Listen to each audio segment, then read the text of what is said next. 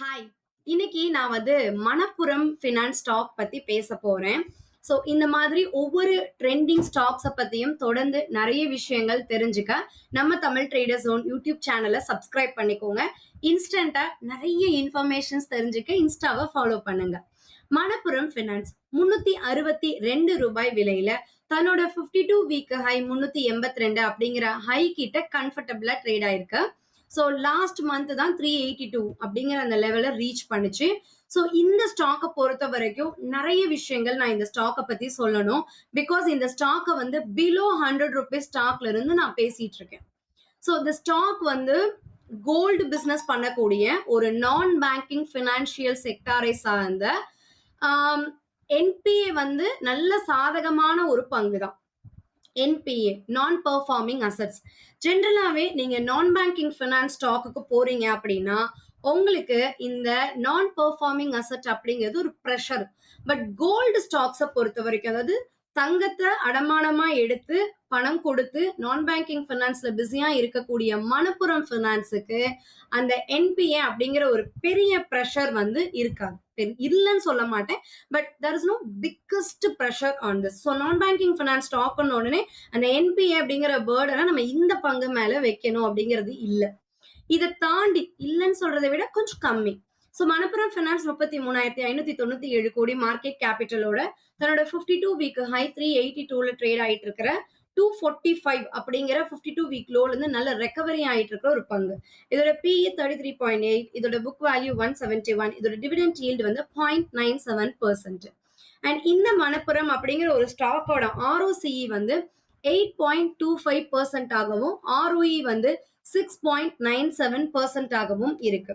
இந்த ஸ்டாக்கோட face value ₹2. And Manappuram அப்படிங்கிற ஒரு ஸ்டாக்கு இதுக்கு முன்னாடி இன்வெஸ்ட் பண்ண இன்வெஸ்டர்ஸுக்கு 2010ல ₹10 ஃபேஸ் வேல்யூவை ₹2 ஸ்பிளிட் பண்ணிட்டு 2007ல 1:1 போனஸ், 2010ல 1:1 போனஸ், 2011ல 1:1 போனஸ்ன்னு முதலீட்டாளருக்கு கன்சிஸ்டன்டா பேக் டு பேக் 3 வருஷம், அந்த 2007ல இருந்து 2011க்குள்ள 3 தடவை போனஸ் கொடுத்திருக்காங்க. அதுக்கப்புறம் இந்த பங்குல பெரிய கார்பரேட் ஆக்ஷன்ஸ்ல போனஸ் ஸ்பிளிட்னு நமக்கு பெரிய பெனிஃபிட்ஸ் இல்லை. ஆனா ஸ்டாக்குடைய விலை அப்படின்னு பாத்தீங்கன்னா இப்ப 2022ல இந்த ஸ்டாக் ₹80 இருந்தது. அடுத்த 4 வருடங்கள்ல இந்த ஸ்டாக் 381 அப்படிங்கிற லெவலை ரீச் பண்ணிருக்கு. அண்ட் இந்த பங்குல முதலீடு பண்ண முதலீட்டாளருக்கு லாஸ்ட் 5 இயர்ஸ்ல வருஷத்துக்கு 12% ஆஃப் ரிட்டர்னும், கடந்த 3 வருஷத்துல 38% ரிட்டர்னும் கொடுத்திருக்கு. அண்ட் இந்த பங்கு ஒரு குவார்டருக்கு ஆவரேஜா 2,614 கோடி சேல்ஸ் பண்ணி அதுல 405 கோடி ப்ராஃபிட் காமிக்கிறாங்க.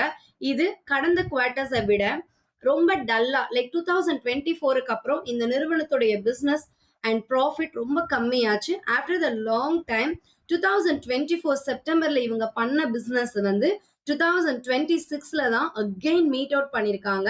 அதே மாதிரி லாபம் தொடர்ந்து நஷ்டத்திலிருந்து லாபம் தொடர்ந்து கம்மியாயிட்டு இருந்த நிலையில இப்ப இந்த நிறுவனம் 405 கோடி லாஸ்ட் குவார்டர்ல ப்ராஃபிட் கொடுத்திருக்காங்க. செப்டம்பர் குவார்டர்ல இந்த நிறுவனம் இந்த சேல்ஸையும் ப்ராஃபிட்டையும் பீட் பண்ணும்போது எதிர்பார்ப்புகள் அதிகரிக்கலாம். கடந்த சில தினங்களாவே இந்த ஸ்டாக்ல நான் F&Oல ரெகுலரா வாட்ச் பண்ணிட்டு இருக்கேன்.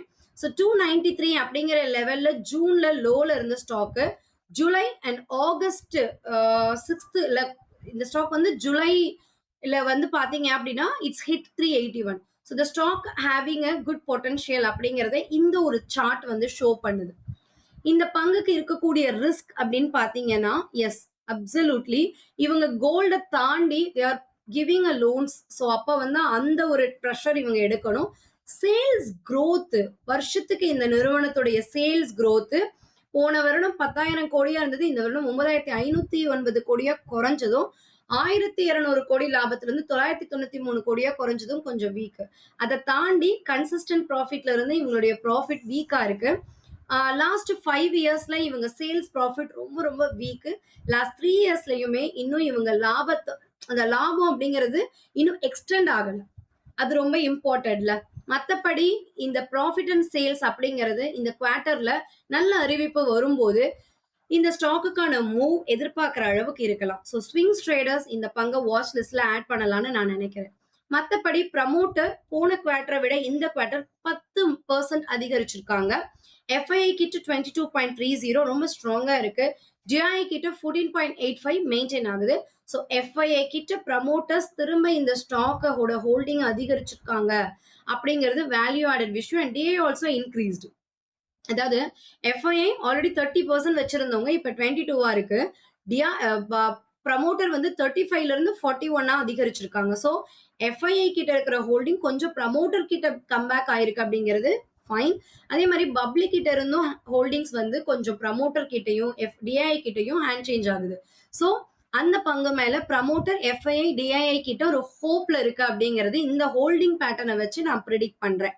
ஸோ இது என்னோட personal opinion about Manappuram finance. ஒரு 500 ரூபாய்க்கும் குறைவான 10 வருஷத்துக்கு முன்னாடி வரைக்கும் ரெகுலரா போனஸ் கொடுத்துட்டு நல்லா இருந்த பங்குடைய பிசினஸ் பாதிச்சனால ஸ்டாக் வீக்கா இருந்து இப்ப மறுபடியும் அவங்க பிசினஸ் ஃபார்முக்கு வரும்போது எதிர்பார்ப்புகள் கூடலாமா அப்படிங்கிற ஒரு வியூவோட மணப்புரம் ஃபைனான்ஸ் ஸ்டாக்கை பத்தி நான் சொல்றேன். நீங்களும் இந்த ஸ்டாக்கை பத்தி இன்னும் டீட்டெயில்டா அனலைஸ் பண்ணிட்டு உங்களுடைய வியூவையும் கமெண்ட் பண்ணுங்க.